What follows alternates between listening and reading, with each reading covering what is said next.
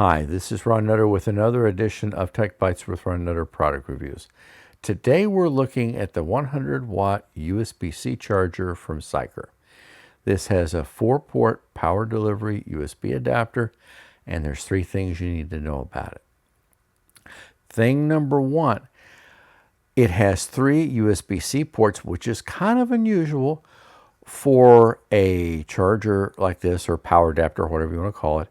These are all PD, or power delivery ports, so if you have a device that has a higher power requirement than the standard wall wart can handle, that's when you're going to need to look at something like this.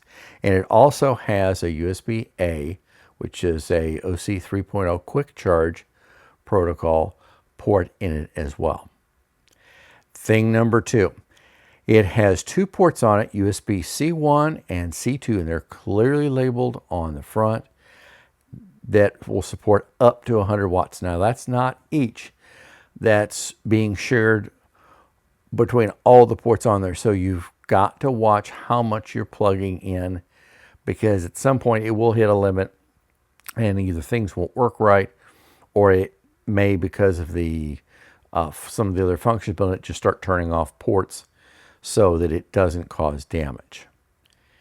And as a good rule to follow is, if it's something's rated, say, at 100 watts, try not to go past 80%, because that way you allow some leeway.